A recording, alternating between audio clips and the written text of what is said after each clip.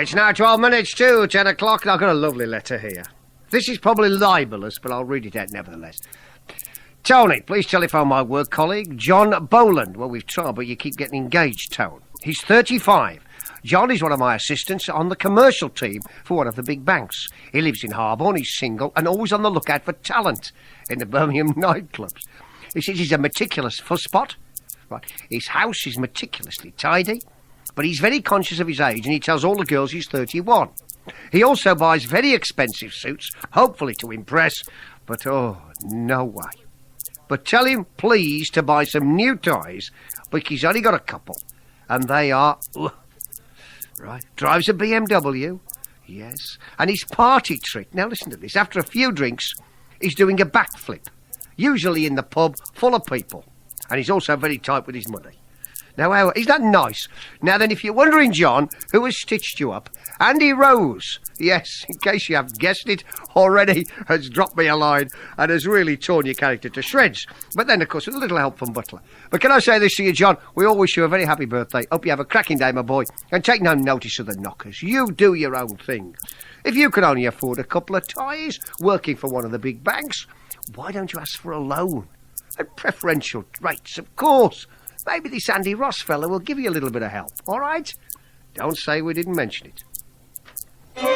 BBC Radio WA. 11 minutes to 10 o'clock, and Mohammed is on the line. Good morning, Mohammed. Good morning, Tony. How are you? I'm very well, my boy, and you? Not too bad, thanks. Good. Tony, is it Winston Green, is it? Winston, you haven't been in there lately, have you? No. No, you sure? Yeah, I wouldn't do such a thing. No, I hope not as well. It's not the best place, not the hotel to be recommended. No. Tony. Yes, sir. You know about this conflict? Yes, I do. The Hindus and Muslims, I wanted to get a word in with you. Yeah, what are you? I'm a Muslim. Yes. I may upset you with what I say, right? Well, but it can't be helped. No, well, don't cause any trouble. We want everybody to live very happily together. Yeah. Well, Tony, you know the Indians have been asking for calm as they are peace-loving people, they say, right? Yes, right. They don't know what the word means, Tony. For years, they have been torturing the Muslims in the Kashmir province. Hang on, Mohammed, hang on. You're too strong, I'm very sorry. Now, we hope that everybody, particularly here in the Midlands, as well as all over the world, can cool it down a little bit. I know that perhaps the history, well, you've only got to look at British history and see how we fight everybody, but at the moment we seem to be living in peace with most people, and I hope that the same applies in this case. Mohammed, thank you very much indeed, but I don't want any hassle, OK? We want to cool it. A lot of problems with a lot of nice people here in the West Midlands, and we want it to stay that way. OK? Let's move on now to Dillis. Hello, Dillis. Where are you, Dillis? Good morning, Tony. Good morning, dear. How are you? Very well indeed, thanks. I'm just ringing up about these accents. As you can tell, I've got quite a pronounced one myself. Yeah, where are you from? North Wales. North Wales. Haven't lived there for many years, though, about 28 years. Oh, right. But been around the country in various places. Yeah. And I must admit, you know, the West Midlands is a fine place to live. Right. We've just returned here after being away for 9 years. Oh, you like it, do you? Yes, very much indeed. What part of Birmingham do you live in? We live in Sutton Coldfield. Oh, posh. Yes, very posh, yes. Are you wealthy? No. I thought they were all wealthy. I mean, that's Norman Fowler. I mean, he can afford to pay £30,000 for a statue. Yeah, well, which yes, I can't... I've just been listening to that. I know, that's how wealthy Norman Fowler is. Yeah, well, I was just going to say that the West Midlands have been very good to my father before me and my grandfather. Well done. They both came to the West Midlands for, you know, a few years while the North Wales quarries were doing quite badly. Oh, right. Interesting. You know, and I was a bit upset that the Scots were sort of laying into you a bit before, Tony. They're heathens, the Scots, all heathens. All they do is eat haggis, porridge, and drink scotch. Well, this is it. Whiskey. You know, you can't imagine them having a, you know. And play the bagpipes. What sort of heathen race plays the bagpipes? Exactly, Tony. About this, in the West Midlands, I was thinking about Warwick Castle. I don't know whether it's been mentioned. It hasn't been mentioned. It hasn't. It hasn't been mentioned, and you're not going to believe this. You're not going to... Would you like to change your answer? No. You sure? Absolutely. Well, you better take your egg cup to North Wales, dear. Well, that's lovely. Warwick Castle now. Think of the checkered career that's had. Well, and still has, of course. Yes, I'm surprised nobody has mentioned it. You stay on the line, dear. You have won a Tony Butler egg cup. Thank you, Tony, and have a lovely Christmas. Same to you, my dear. Thank you very much. Bye. Stereo Radio WM. Right, now then, do you like brass bands? Well, here in the Midlands, of course, we've got some crackers. And I'm very pleased to say I've been joined by John Farmer, B-flat bass player, of course, and he plays with the Banks's Brewery Brass Band. And they just competed in the All-British Championships at the Albert Hall, where they did very, very well indeed. They didn't win, but where did you come, John? Good morning to you. Morning, Tony. We came 17th. Out of how many bands altogether? Out of 18, actually. 18. Oh, well, how long have you been going? Banks's Brewery started about 1880 as the Quarry Bank Silver Band, and over time we've managed to get sponsorship from recently from Hanger Motors, and in 1986 from Banks's Brewery. Right, So- right. Do you have to work for the company before you're allowed to join the band? Or I wouldn't mind. No, I don't think anybody actually works in the brewery in the band at the moment. So. Right. Oh, so it's just you've taken the name that goes back in history. Is that right? Well, that's right. I mean, most of the players in the band, there's 25 of us in all, plus the percussion, all work locally in the West Midlands. What do you do for a living? I work at the Hippodrome. Do you? What do you do there? I look after the structure and the fabric of the. Oh, you don't play in the orchestra or anything like that, then? No, can I plug the panto here? Yeah, of course you can. Yes, go on. With, starring Brian Connolly and Britt Eklund and Michael Elphick. And a cast of thousands. Yes, well, I hope it all goes well for you. Now, tell me, when is your next concert, in actual fact? We've got a concert starting on Sunday, 13th, at Brierley Hill Civic Centre. We've still got tickets left for that, so everybody's welcome to come along. How much are the tickets? Can you get them on the door? I should think there'll be a few tickets left on the door, Right.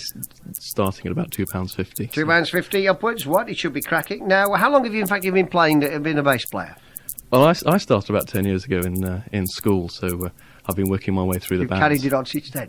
Yes. Do you have a waiting list of people who want to join the band, or is it difficult for you to get players these days? Well, there's quite a lot of bands around the area, so people tend to move around. So our friends at Sovereign Band and. All right. And You play for just more than one band these days?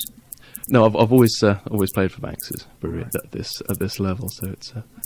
It was quite. You have to have exciting strong today, so- arms to play that thing there, don't you? I'm looking at the size of it. All right, are you going to give us a tune? It's all right then. Well, what are you going to play? It's a very brief arrangement of Tuba Smarties by Herbie Flowers. So Tuba Smarties. Tuba Smarties. I like Smarties. All right, go on, my boy. Get over there, then. He's got to walk around there to pick up this bass, which I should think you've got to be arms like a gorilla to carry, that sort of thing. OK, John Farmer, in your own time. Don't forget that concert, then. It's at Brierley Hill Civic Hall, Sunday, 13th of December. Tickets you can get on the door, and it is around about £2.50 to get in. And, of course, I suppose a few more bob as well. So, a good cause, a very good band, and we should encourage them.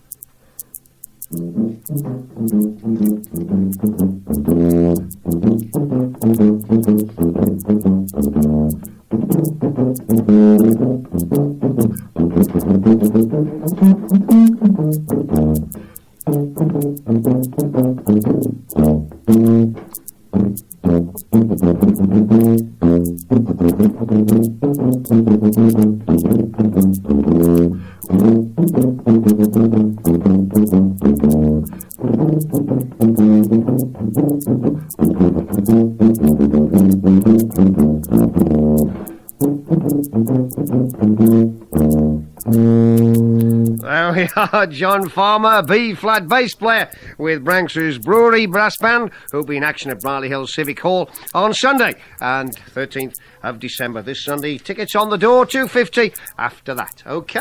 Right, well done to you, John, and thank you very much indeed, and best of luck to you and the rest of the guys and gals in the band. Jim Heriot's on the line. Hello, Jim, good morning. Morning, Tony. Yes, sir. How are you? I'm very well indeed, thank you. That's good. Last on the list again. You are you? Yes, you just have it's a race between you and... Yeah, you like to have a guess? I guess. Yeah. Keep talking. With a name like Jim Heriot, you've got to be the former Birmingham City goalkeeper. No. No, and a Scot into the bargain. No. What are you then? Well, I came up to the Midlands. I came up to that wonderful place, Bilston, in 1940. To Bilston in 1940? Yeah, when I'd lost my home down in West London. Oh, you were bombed out, were you? I was a very young lad at that time. I'm 70 now, but I've come up here. I come up to Bilston in 1940, yes. And, you know Enoch and Eli. They really need to have some lessons on black country accents because when I came up here... Oh, you mean the ones that perform on the Jenny Wilkes show? Is that what you mean? Yes. Yeah, go on. Well, when I came up to Bilston, I'm afraid they could not understand me because I got a really, not a Cockney accent, but a London accent.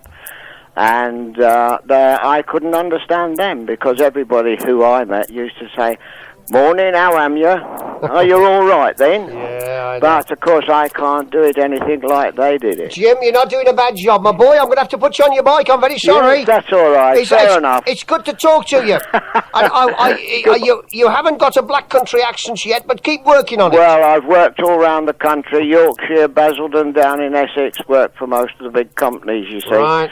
And it's marvellous how your accent still sticks with you. Well done, my son. Anyway, Jim, thank you for your call. lovely show, Tony. All the very best. Thank you very much indeed. Bye. Right, Gordon's popped in. Top of the morning to you. Ah, Now, look.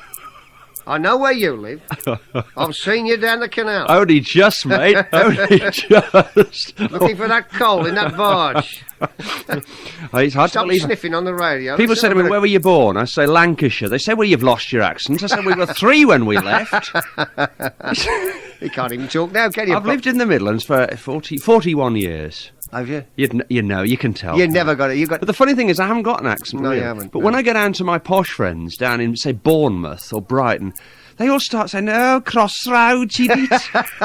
So there must be something in there that you pick up. Yes, absolutely. Well, they know where you are. You see who you are and what you're about. That's how they do it. But you've got a very nice accent. Apart from the Bible, what's the top-selling book in the world, you I have reckon? no idea. It's a record breaker book itself, and it's in this book that it is the top-selling Oh, book. I see. It's the Guinness Book of Records. Oh, right. And it's got, everybody, when in doubt, get the Guinness Book of Records for Christmas. Absolutely. Norris McWhirter, the editor-compiler, will be my live guest this morning, just after the 10 o'clock news, mid-morning music and chat. We catch up with children in need. I'm accepting a cheque for over £2,000 Well done. from Well one of the done. many people. Whole truck theatre in. What's happening this year that you're going to get into trouble for? What's going to happen now in the next couple of weeks? Office driving. party. Yeah, same business.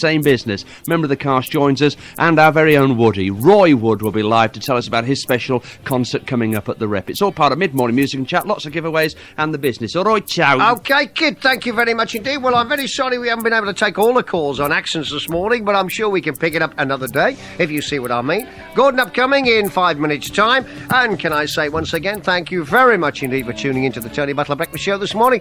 Thank you for taking part. I'll be back tomorrow at the same time when we shall endeavour once again to inform you as well as entertain you on the best station around, BBC Radio WM. Have a good day. Cheerio. The 10 o'clock news with Laura Barrow. Community leaders in the West Midlands have called for calm between Muslims and Hindus after arson attacks on 3 Hindu temples in the region. The Sri Krishna Temple on Old Meeting Street in West Bromwich has been worst affected after being severely damaged by fire. Fire officers believe it was started deliberately. Adam Brimlow reports. Sri Krishna Temple, once a proud Victorian building, is now a charred, smoky shell. The roof has collapsed and the rest may be pulled down. It was one of the first Hindu temples in Britain, and pilgrims came to West Bromwich from all over the country. The secretary of the Universal Brotherhood organisation, Harmohinder Singh, had warned police of a possible attack. Now he prays ethnic tensions can be kept in check. This is very sad event.